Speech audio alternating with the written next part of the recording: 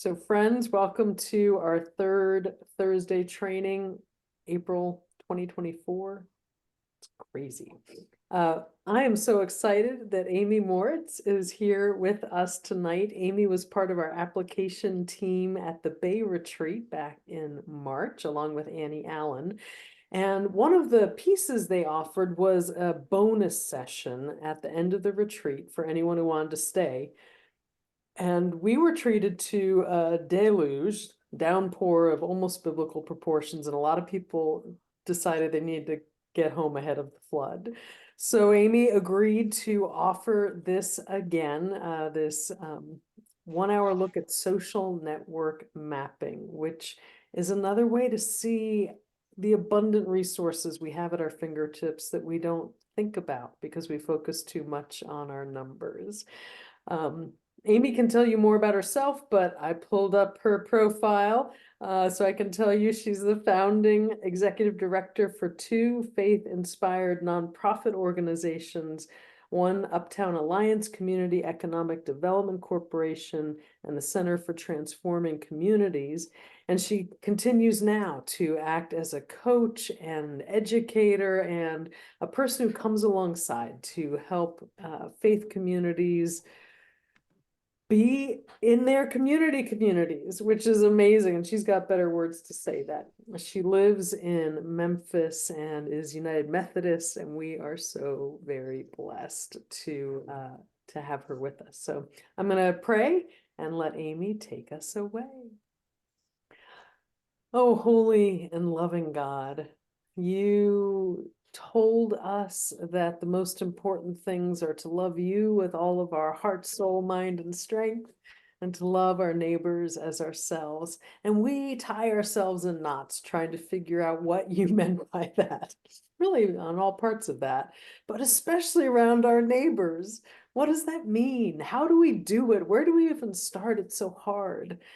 I am so grateful for this opportunity to encounter one resource and one tool to help us do what you have asked us, commanded us to do, to love our neighbors. So be with us who are present now, be with those who watch this later, and give us your divine inspiration and creativity, and help us see in new ways how we can connect our congregations with our communities. We ask this in Jesus' name. Amen. Thank you for having me. I had such a great time at the retreat. And I don't know if y'all can see. Let me just. I had such a good time. I wanted to bring home one of the centerpieces, That's and awesome. it sits right here behind me. It's one of my joys to get to work with congregations across the country, really. And when I get little specials from them, I could like put my computer around my office and show you. So that means a lot to me to have that. And it was great to be with you. And so Rick and Debbie, you were both there at the retreat. And did y'all stay for the bonus session, as Cindy called it? No, I didn't. Debbie, no, but Rick, you did. Okay. Yeah, we got into those extra discussion things and then the questions or things towards the end. That was awesome. Yeah, I liked that. We broke into the two groups and dug in a little bit. And so maybe with just the three of us if that's all, we may have a lot of time to dig in, and if there's anything I can offer, I will gladly offer it to our digging in to whatever we do. And so Rick got a taste of it. Debbie, and I know Tom must have watched the video that I sent because you drew a map and sent us a map, which we're going to look at Tom's map in a little bit. Debbie, did you get a chance to watch the video that was sent out? Nope. Not a problem. And then Rick, did you happen to draw a map? And if you didn't, no problem. Just want to know we got. I did, but just like we did at the retreat, I struggled on like what my project, what my new idea, what your idea was. Okay. So yeah. Yeah. Okay, good. No problem. Well, here's what I think we'll do. is I've got some slides, and so they may feel a little redundant, Tom, to what you watched on the video. Okay. But I'm going to walk through those. So we'll make sure that Debbie's caught up, and then Rick, it might be a reminder for you. And then y'all ask me questions. We can be really informal if you have a question about what I'm going to share with you. And then when I kind of do the overview, which is what the slides will be, I think what I'd like to do is then, with Tom's permission, which he has granted, show Tom's map. And we'll kind of use that as a case study and talk about it. And then we'll just kind of see what comes up, where we want to go. I got a couple other things I might share with you, but we'll just kind of see where the conversation goes. Does that sound okay? Mhm. That is good. All right. Let me pull up some slides to just walk you through a basic introduction of social network mapping. And give me a minute to make my screen cooperate. All right. Social network mapping. So that's what we're talking about this evening. And I have found this, I was first introduced to this tool in 2013, so 10 plus years ago. And I just think it's an amazing tool, and it's one that I often bring to congregations when I'm working with them, particularly in the context of thinking about your connections and your church, other church members' connections, the pastor's connections out into the community, and where there is potential for connecting and collaborating with others, just right in your town, in your geography, in your neighborhood. So social network mapping, this over that picture to the right is an example of a social network map, the circles and the lines. It's used in lots of different types of applications, anthropology and community development, public health. There's this idea that your health, you may have heard about this idea that your health, how healthy you are, is often similar to those people you're closest in connection with. So there's all sorts of different ways that different disciplines use social network mapping. So it makes visible what we probably have in our head. So we know we have relationships and connections, but they're up here in our head. And I love how it just making it visible and putting it down on paper can start to give you some new insights to your network, new possibilities, and some aha moments. So it makes something visible that's usually invisible because it's just in our head. It also really relies on and uses something called social capital theory. And so social capital, if you're not familiar with it, is just this notion that, we have financial capital, right? I've got my bank account, you've got your bank account, but I also have capital in the relationships that I have. And so resources can flow. And in fact, I would argue that my social capital is even more important than my financial capital. That's really what sustains me, grows me, gives me life, enriches me, supports me when I need it. And so social capital is about these relationships and what can flow through them. And then network mapping as the tool that visualizes this just helps us see who's connected to whom, how well connected, where there's opportunities for connections, and maybe where key sort of resources or hubs of activity are within our network. And again, lets you sort of think strategically about your connections and how to leverage them. And y'all hop in, raise your hand, whatever, if you want to ask a question or if you have something to add to what I'm saying, or want to offer even a story or a clarification. So the basic elements of a network map are what, you don't need this language, but this is the technical language: nodes and edges. And so nodes refer to the circles on the network map, and the circles generally represent people, but they could represent organizations, they could represent, you could do a sort of a map on concepts, or you may have, I've seen children do this now, like when they're diagramming a book, you know, it could be a network map about a story and all the characters in a book. But so the circles are nodes, and those often are individuals.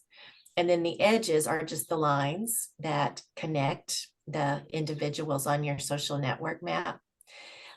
Here and on my slide, I mentioned directed and undirected, and now I'm getting really in the weeds, but since it's highlighted, I will speak to this, is in over on the right here in figure 2, John and Jane are connected by a line, but we don't really know the way this is drawn.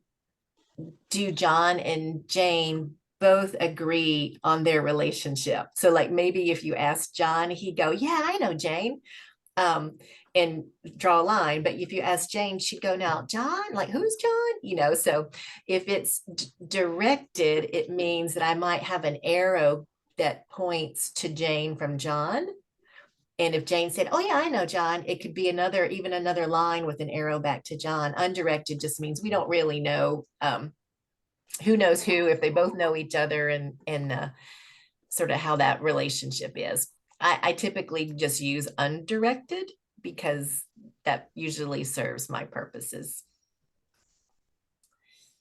An important sort of component too within a network map are triangles. And this is also both what you'll see on the network map, but also a way to think about strategy and what you might do with the different circles on your map. So one of the things we talk about in a network way of operating is closing triangles.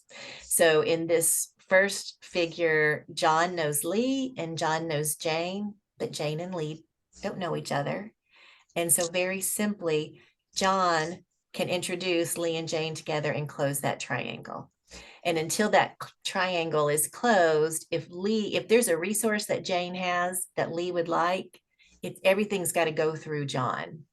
And so closing triangles just makes your network stronger. And I'm sure you guys probably do this in your life where you're like, oh, I know so-and-so should meet so-and-so, and you close triangles. But it's something that you can also think about strategically as you look at the visualization of your network. This one just talks about the distance between relationships, and they talk about, y'all might remember the Kevin Bacon experiment, like how small the world is. I think some package traveled around, right? Am I right, Debbie? Do you remember that? And how many degrees of separation there is. I'm guessing in your community, it's probably like 1 or 2 degrees of separation. I know it is for me here in Memphis. It seems it's just like 1 degree. And I know everybody in Memphis growing up here. But so in this example, John is 1 degree from Jane, obviously 2 degrees here in figure 2, and then lots of degrees here in this drawing of a network. And where obviously we talked about closing triangles. So this is an easy one to get everybody 1 degree separated from each other, because Lee could introduce John and Jane, as we talked about before. This one is a little bit more, there's a little more work to do. So if Jane has a resource that John could use, it's probably not going to get to John. There's a long path to get there. And so when you have these long trails on a network map, you want to look to see how you can shorten the distance between people. So you could simply, Bob could start closing a triangle by introducing Sarah to Albert, and that kind of gets Jane a little closer. So you could do some triangle closing. But yeah, so you want to look for those long paths, and that's not what you're looking for in your network. This one is in the language of networks, a hub. So we got Joe in the center, and we've got all of these people like this, the spokes on a wheel around Joe. Hubs can be good, but hubs can also be problematic. Can you guys think of, like, what's an example of this configuration could be really useful. And anybody want to like offer me an idea Any committee. on a committee? And so what tell me, what role would Joe be playing? He'd be the chair of the committee, Uh-huh. and then So- everybody else is a member. Yeah. And so he's got a relationship with every person and he's kind of there in the center. Yep. And when could this configuration be problematic and maybe limiting in some way? I have more examples of negative than positive.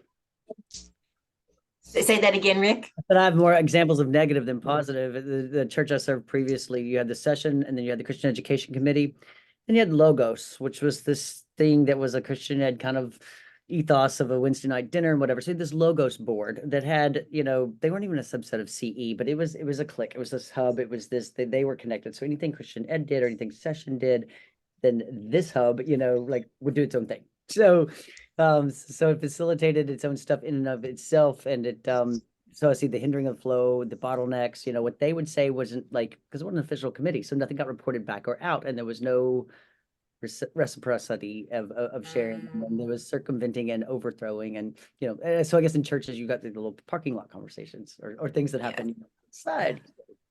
Yeah. But Yeah, these are good negative examples of comments. Yeah, no. And so these, yes, so this, and we're going to look at another one too, that also, I think you'll see that situation, Rick, in the next picture I'm going to show as well. But in the hub, it could be beneficial because Joe can make sure everybody knows what's going on. Like you were saying, and Debbie, if he was the committee chair, it might serve everybody well for Joe to check in with everybody and make sure everybody has the information they need. But Joe could also be a bottleneck. So if everything's got to go through Joe and Sarah can't get to Amanda except for going through Joe and Amelia can't get to John, so that could be problematic. And so they can sometimes not be a good thing. So that it's both and, but you can watch for those. And then this is a little bit more, perhaps of what you were talking about, Rick. So here we've got a cluster, but also known as a clique, which is what you were saying. So you've got that one group, Logos. It's kind of this clique. They all know each other and they're working together, but they're not necessarily letting any information in or flowing any information out. They are just very insular. And so again, this could be a good thing because now, unlike my previous example that I had, let me flip back. Right now, we've got everybody connected to everybody. So I can get information, Amelia can get information from anybody. They're talking, they're working together, they're brainstorm, they're, creating new things. So this could be a good thing, but then it's a bad thing, as you were saying, Rick, when they become really insular. So you sort of look for these as well. And are these connected to other aspects of your network? So that's a cluster. All right, this one is a fun example. And Rick, you might remember me putting this one up when we were at the retreat. So this is a map that I just made up. Actually, I didn't make it up. A colleague of mine made it up. So I can't take credit for it, but I thought it was pretty cute. And think of it as fourth graders on a playground. And that's all I'm going to tell you. Fourth graders on a playground at recess. And so I would love to hear from you guys. So what do you think's going on here? What do you notice about these fourth graders on a playground? What do you think this map might tell us? And this is hypothetical and there aren't any wrong answers. So just tell me what you see. Well, there are two play groups with a leader, each with a leader, and those leaders know each other. So you're seeing these as the leaders? Is that what you see, Tom? Possibly just because of the colors. I don't know. Yeah. But yeah, it looks like the red person is connected to more people in her network than the blue person is connected to people in his network. So the red going this way seems to be more connected than the blue that way. Yeah. I see that. Yeah. what else? What's the story you see here? Think, remember being a fourth grader on the playground. Boys and girls, maybe. Yeah, I think so too. Boys and girls. And you kind of said that, I think, Tom, that when you said she, or yeah, I see it as potentially boys and girls, which maybe aren't playing together during, at fourth grade. So let's say that we got boys and girls. One color represents boys and the other girls. What else? What do you notice then? What would you then say about these two in the middle? You could say that there might be a couple. I mean, they have a friendship. They have a friendship. Yeah. Yeah, something about that. They're definitely connected to each other. And they're So- influencers. They're influencers. They would be influencers. Yep. Yep. And so what one thing we might think about is if I was the teacher of this class and I wanted these children to embrace some idea or something I wanted them to do, if I convinced these two, then they could help influence the others. So yes, Yes. absolutely. Mhm. Influencers. And then what about this one right down here? What does anybody notice about this one? This Yeah, blue one? he's an outlier. Mhm. He's only related to a couple of other people besides the influencer. Mhm. Yeah. Yeah, just what, so yeah, not, maybe just a shy kid that, Yeah. does, But yeah. also, I mean, so thinking about your triads, Mhm. even though that low blue dot only has two connections, they're with two people who aren't connected. So even Yeah, that's here, there interesting. are opportunities to close Yeah. different triads and Sure create is. new connections. Uh-huh. Yeah. Yeah, that's right. And yeah, I had never noticed that one before. Thank you. Thank you for that. Yeah, so all sorts of things we might make. I've also had people say, oh, these might be a brother and sister, like twins in the same class. And that's why they're connected and then connected to all of them. Yeah, and we could make up some story about probably almost any of them. So anyway, go ahead. I understand the triangle, and I understand that's. I mean, in terms of geometry, it's a very stable figure. I don't know if that carries over metaphorically, but anyway, the outlier kid at the bottom there, bottom left, he's not in a triangle, but he's in a four-cornered figure there. So does that mean that he knows everyone in that four corners? The way we draw a map, no. So in this case, using the social network mapping, thinking this person knows this person or has a relation. It's whatever it might say we're friends. We're good friends. So they're good friends with this person and they're good friends with this person, Right. but not this person. I know that person. Okay. Or if they were, there would be a direct line. Okay, got it. Yeah. Okay. All right. So this is just the instructions for drawing a social network map. And so if we were together, we would do this, but in our case, Tom has drawn one that we're going to use and I have it and I'll share screen if that's okay, Tom. But I'll tell you, we'll look at it and talk about it. And I might come back to this slide, but after you've drawn a social network map, as Tom has done, I'm sure you probably on your own, Tom, began to ask yourself some questions about it, but we sometimes say we want to look at who's present, but who's missing and how well connected are people and are there clusters and are these clusters integrated with the rest of the network? Like we were talking about Rick's example. Are there hubs? Just, begin to look at it and get curious and do some meaning making around it. So I'm going to stop sharing that, I think. There we go. And then I'm going to pause a minute and see if there's any questions or anything anybody wants to ask before I show you Rick's map. I just noticed in the long line that, as you said, John, who was anchoring the line, is not connected to I Melissa. think it was Jane at the end, Yeah. right? Yeah, whoever.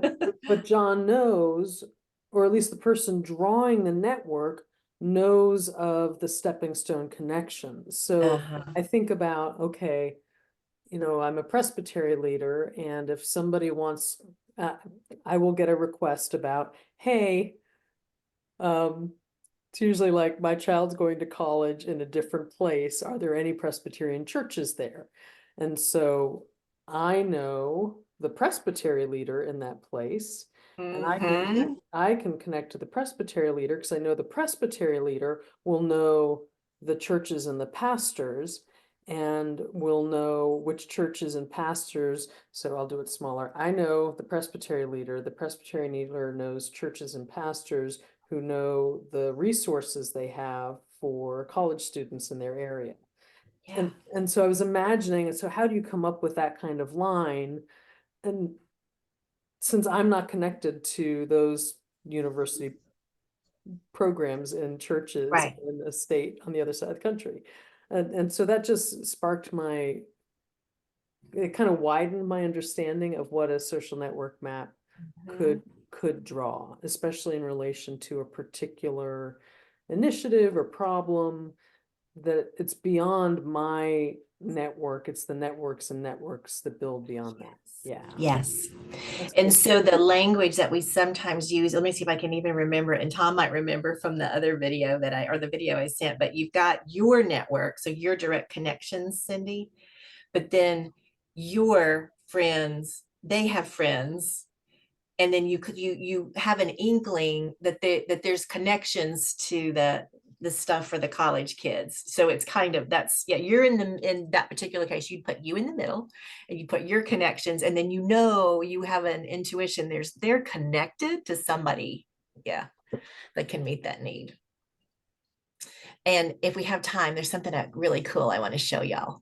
A bonus, if we have time in a minute. So I think because it gets to what you were talking about, and you may find it fun to see how far you can take this social network mapping. But Tom, I'm going to share screen and maybe ask you a couple questions about it, and then we'll just kind of use it for any questions or observations anybody else has. Oh, and I see we have another Amy. Hi, Amy. Feel free to jump in here if you want to. So I think your email told me, but please just tell us all. So what project did you have in mind when you drew this? It's called the Young Filmmakers Exploring Faith Project. Cool. And it is about, let's see, it's about a year old now. And the purpose of it is to work with teenage filmmakers to make short documentary films about the faith journeys of people from different faith traditions. And we have completed 3 of them. One on Hinduism, one on Presbyterianism, and one on Judaism. And the next to be produced is Islam. And then next after that, probably Baha'i. And then next after that, Sikh. And then next after that, Seventh-day Adventist. So it's Wow, an ambitious project. And this is not related to the map but I'm just really curious. And so can I access these somewhere on a website? Or? Yes, I'd be glad to share them. Sure. Yeah. Okay, yeah, I would love to. That sounds really interesting. Well, so and I'm assuming on this map, this is you. Yeah. Right? That's and so right. will you just kind of walk us through maybe this? Sure. You So don't the have to go inner in great circle detail, there, but the inner tell us. circle are the colleagues in something called the Delaware Interfaith Council of Faith-Based Partnerships. Okay. We are an advisory group to the governor of Delaware on religious matters. And due to RB there, Rabbi Beals, we have become very close. We have monthly meetings online or in person. Occasionally we eat together, and it's close friendships. And I feel So very this circle with you, like, so this is really a cluster, right? Y'all are all connected and getting that's together right. regularly. Yeah, yeah, Mhm. cool, Yeah, yeah. cool. And then And what's the next circle? Okay, so the next one, starting there about northwest, starts with CM. Those are the next five, 1, 2, 3, 4, 5. Okay. Those are members of the Interfaith Veterans Work Group. I'm a veteran who started an organization called the Interfaith Veterans Work Group to help veterans not commit suicide. And those are people who are most active in that organization, and they work with me in various ways to support that mission.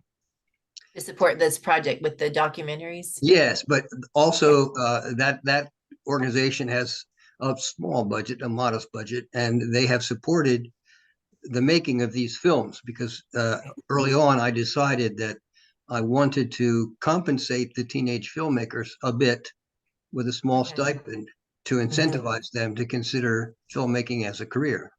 Yeah, cool. Yeah. And then tell just what else do you want to like highlight of any of these other Well, circles? the curved lines there are simply, I didn't have room to draw more direct connections, but the person at the top there in the 12 o'clock position is, you could call him, no, it's GS, Gary Solzman. Yeah, Okay. right there.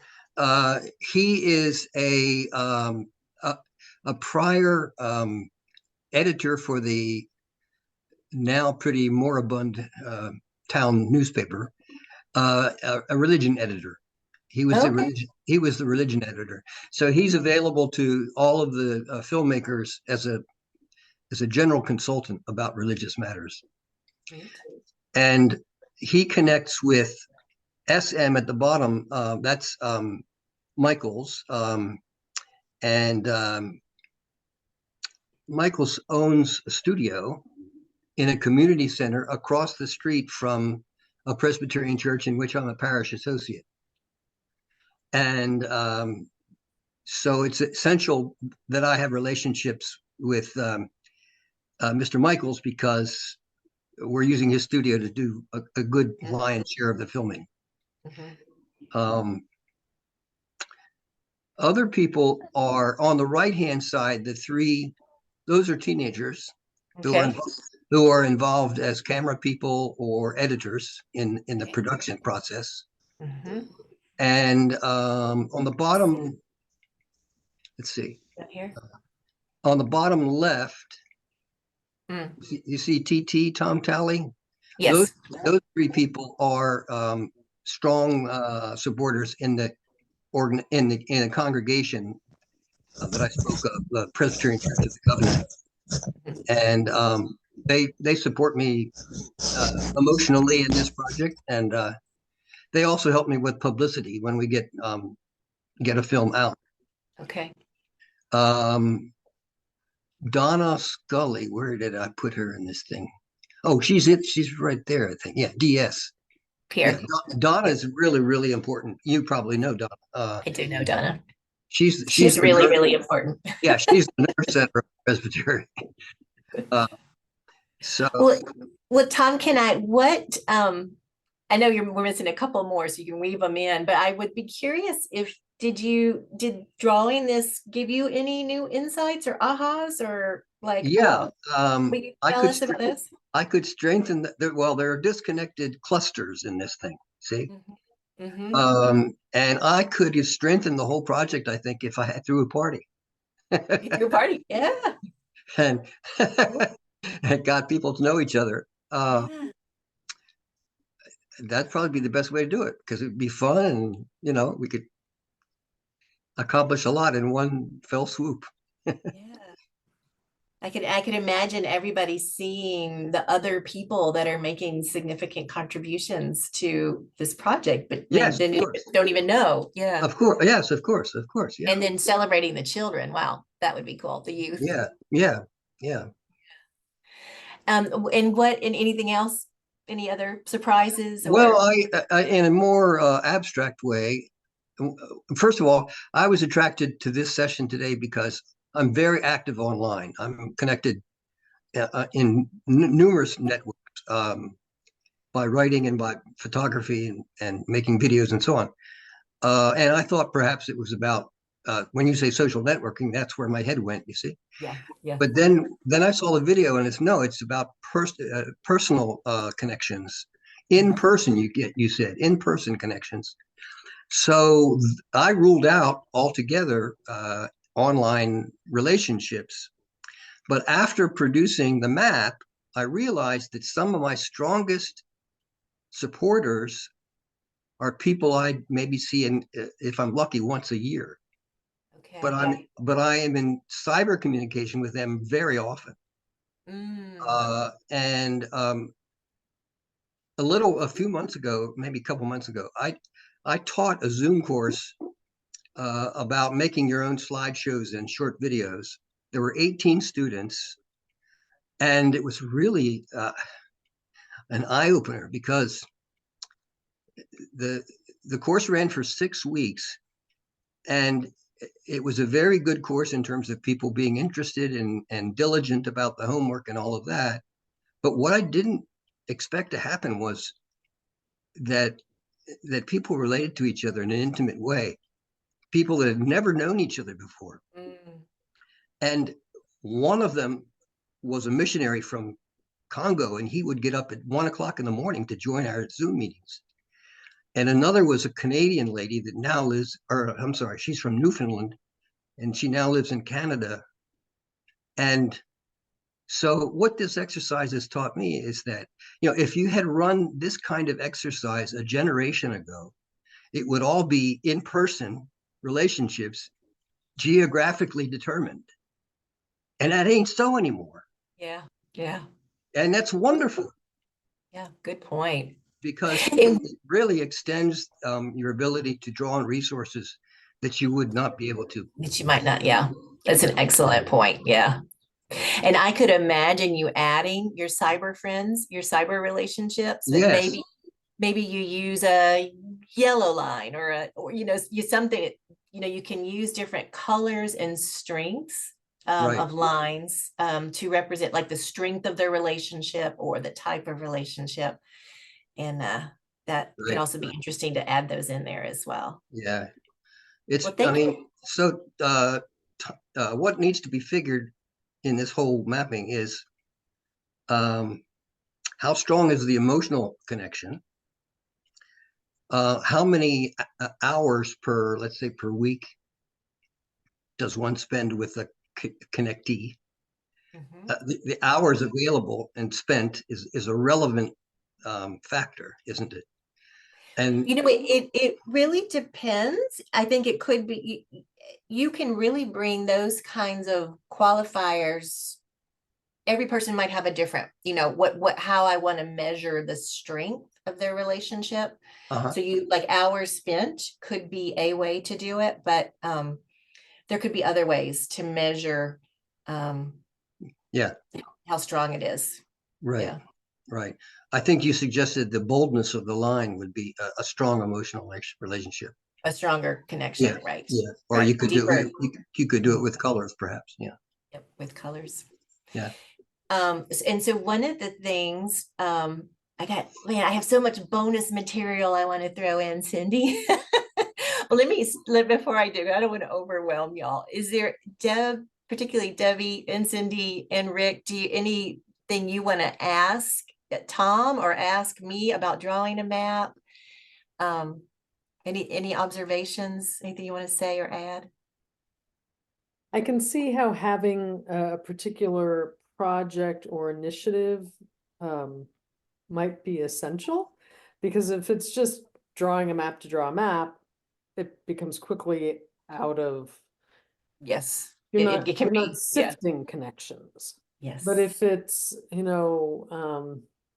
if you have, hey, we want to do this particular outreach, or we want to try this particular program, what are the connections we have in place that we can, build into getting this off the ground? Yeah.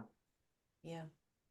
And so one of the things, a word that I'm learning for what you are describing, Cindy, this comes from human systems dynamics. If anybody wants to Google that, they have some different methods and models for thinking about systems and systems change. But so the word that they would use for what you just described is a container. And so I would say in Tom's project, the container for these relationships are the young filmmakers project. That's the container. And but then within your container, you have differences. So, right. So he's got different sorts of clusters, and we've got age difference. You could have, there's probably all sorts of differences in here. And sometimes if you look at your map and say what's different, and then you've got exchanges. So containers, differences, and exchanges. And exchanges is what's the flow, what's flowing through these lines, and where do we want exchanges to happen that maybe aren't happening. So you talked about Tom, the editor, the writer, the religious writer. Yes. So he's got an exchange with the filmmakers, right? Yes, Giving his that's right. knowledge and wisdom.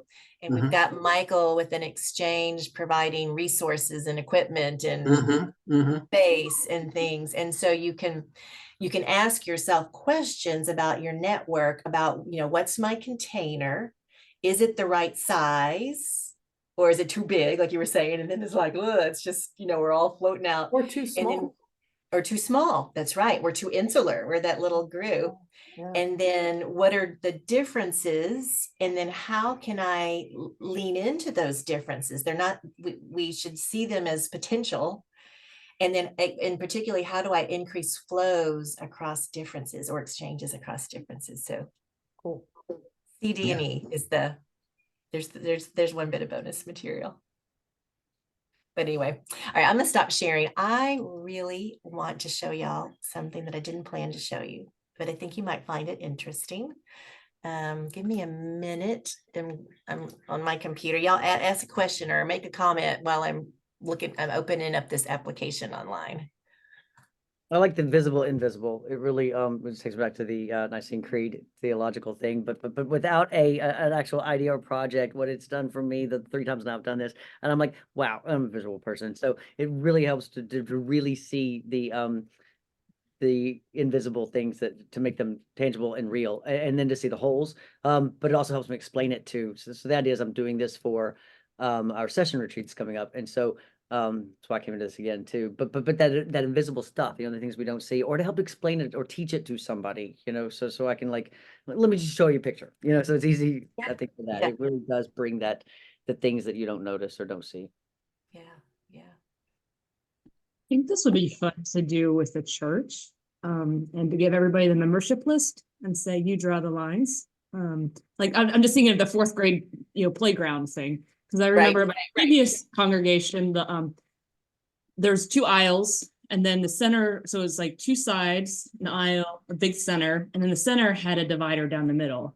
So you couldn't really cross in the worship space, you couldn't really cross east-west, and you got bottleneck north and south. So the longer I was there, the more I realized people knew the people in their quadrants, but there wasn't always, they didn't know, they're like, who is that? And then I was like, oh, they're not in your quadrant. So like you kind of, but I think that would be an interesting, anyway, 4th grade playground, session retreat, hold it like that. I was like, that'd be a fun way to use this. Yeah. And heaven forbid you have an 8:30 and 11 o'clock congregation. But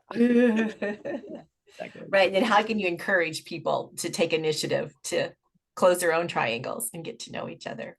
And I think of, you know, churches that see something that's out of balance in their community and say, you know, there's so many people who are hungry, but what can we do? We don't have blah, blah, blah, blah, blah, but these social networks that connect into Habitat for Humanity and connect into the Greater Delaware Food Bank and connect into the senator's office and connect into, you know, all of these things, then create a container actually for the issue or the situation or the problem that is seeking a solution. I And years think ago, the, I think there's a thing called Precept, but our Mission Insight, I'm trying to like do these a lot together with that, unless they're not the same, but I'm really grateful for those resources. Mhm. So there's a tool to do this online, and I'm not necessarily suggesting y'all should do it, but I love it. And I actually have set up a prototype of a social network map for the Tennessee West Kentucky Conference of the United Methodist Church. And I think we're going to try to implement it in a bigger scale. And so you guys might it might give you another sense of what's possible. So I'm going to share my screen. Let's see here it is. I think this is the one I want. Yes. So I don't remember, Rick, and Cindy, if I showed this. I don't think I did this at the retreat. And I'm just closing so I can my little controls there and make you guys small. Okay, so this is a map. This is my prototype map for the conference of the UNC here in Tennessee. And this map is made with some online software called Kumu. And right now I'm looking at it in what we call directory view. So I'm going to show you in a minute the lines that connect these people, but right now these are just the people. Mhm. And if there's somebody here, let me use me. So I'm not like giving away anybody's information. So here's me. Pop up. If I click on me and I go over here to the side panel, here's all the information that I have given. I've answered a survey. And so this is my profile. And the survey was based on questions that we designed. What did we want to know about each of the people? And like I said, this is a prototype, and so it's really small. You can do so much more with that. So that's kind of a directory, and I could search for somebody, and I could find Amy, just by doing a search if I didn't see the picture, and we got another Amy. And so I could click on her and get her profile and her information. And so that's one thing that you can do with it. And then let me, don't want to see Amy. Here we go. I want to show you a different view. So that was what we call the directory view. So kind of using it like a directory. Mhm. Here's the connections view. Oh, fun. So this is how all the people in this prototype are connected. You can see we got a pretty strong cluster here. I've made it so the people that have the most connections are a little bit bigger. So Melinda's like our main person, so you would think she'd have the most connections. You can see some people here on the outer, these actually haven't completed their profile, so people have said they're connected to this person, but Rob hasn't completed his profile, so he doesn't have very many connections because he hasn't named connections back in. And then I can also do some filtering. So within West Tennessee, in the United Methodist Church, conferences are organized in districts. And so I could say, well, let me just see who's in this particular district. And I can get just that view. And then in this particular case, we picked a couple of skills, just to, again, prototype a couple of resources. And so I could say, I'm now looking at just that district. I could say, well, who in this district knows about or has experience to share around using building and property in creative ways? And I can go, oh, okay, so I got 2 people in this district. I need some support at my church. Let me reach out to Ivana and see if she, be willing to offer some assistance or guidance or thought. So that's just another way of thinking about a social network map. All that data got in there through these tabs here. So this is just Amy's bio. There's my little picture. I completed these questions. That's how my profile got completed. And then this is really super cool. I love it. The connections. Okay. So everybody has like a little tile, and I just go through and say, oh, I know Bud. So I click on Bud, and Tom, here's how we name the strengths of connections. So I just recently met Bud and have a Zoom call with him. And so I'm saying we're acquaintances. Like I can have a conversation with him. I don't really know him. I hadn't worked with him, but I have some people on here who I have worked with in the past or that I think of as collaborators. And I have some that I'm working with right now. So that would, in our case, those were the strongest connections. And that's how the lines feed into that map. Mhm. So. And as people complete their profiles, you can go back in and say, oh, I know that person, and Yes, keep yes. drawing the lines. And you keep, yes, and You keep drawing the building lines. the map. There's yeah. Yeah. Cool. And so one of the things that they wanted to, what it was behind even doing this prototype is that the conference wanted to see like where the assets and resources were, what churches had as assets and resources, so that we could flow, being a connectional church as you guys are, so those things could flow across churches. And so we're going to test this out, putting it in this online tool. So again, when you show it to somebody who doesn't know, like I'm like, where's your campus ministries? You've got Austin P, you've got ETS, Middle Tennessee State University, you got Vandy, and so creative use of building and space, Western Kentucky University. So your campus ministers are like huge, like balls of connection. Yes. Work for the denomination for our campus ministry. So this is when I get excited when I show mine again, the visible, invisible. That I'm like, oh, I never saw that. You know, it may not relate to yours at all, but I was just thinking, if campus ministries did, then I was like, well, they're missing from this. They may be purposefully missing for yours, but that was just something. Yeah, no, I think that's a great, I mean, and I think those are things that you grow, like, so you sort of start if you were to do something online, say, Rick, you'd probably, this is the way I've been learning it, is you kind of start with a small container, get it going, get people using it, but then you start going, oh, we need to add the campus ministers. Oh, we need to add, and that's okay. But maybe, start small, and then you start to go, okay, what else do we need? What are we learning? And yeah. So y'all, what other, as we come to the top of the hour, what questions or comments or? What's the cost of that software? Oh, so Kumu is what made the visualization, and it is actually free. If you don't mind your map being public, like somebody else it could be searchable. In this case, I paid the $9 a month to have a private map. So it's very cost effective to And I have put that. the link in the chat. And you put the link. Yeah, that's Kumu. And then there is a second software that creates the survey, and then they link together. And the other software is called SumApp, SUM capital APP. And it has a minimal cost. Like you could start, I think, at something like, I don't know, $15 a month. So the two softwares are not very expensive. But what I will tell you that I have found is there is a learning curve to use them. Mm-hmm. And so it just depends on whether you want to do it yourself, if you want to do it yourself, or if you want to hire somebody to help you get started with it. So I find if I'm not doing it on a regular basis, it makes more sense for me to hire somebody, because every year I have to kind of relearn, how to do it if I'm not kind of playing with it all the time. That's right. Thanks, Cindy. The other helpful thing from the bonus session was that engagement continuum was amazing. So well, I have it. You want me to pop it up real quick? Do it. And why don't you say what you talk about it?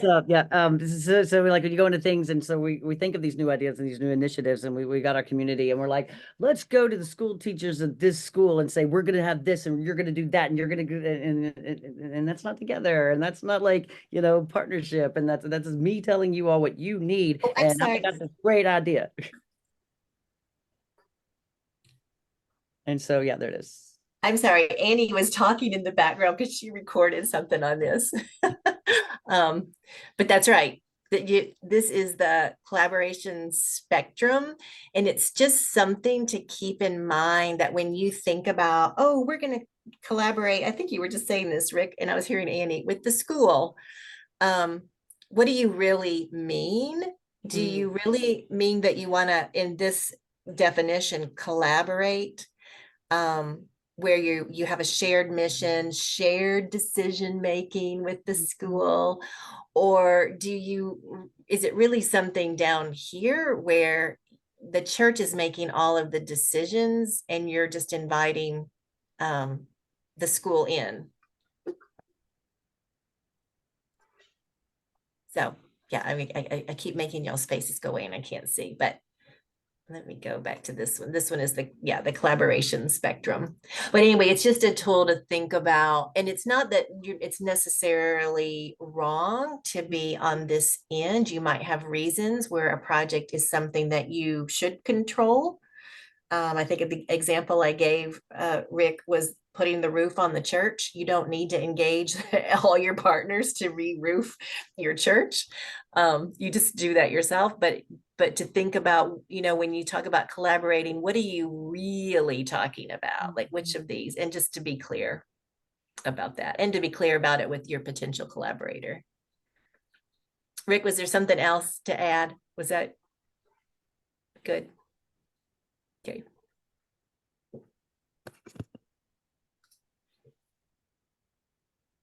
Woo, Thank we you, are at the Sandy. top of the hour.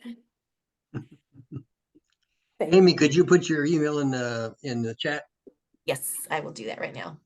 And just so you know, Amy, Tracy, and I are meeting once Tracy's back from sabbatical to talk about what it might look like to enter into some long-term agreement.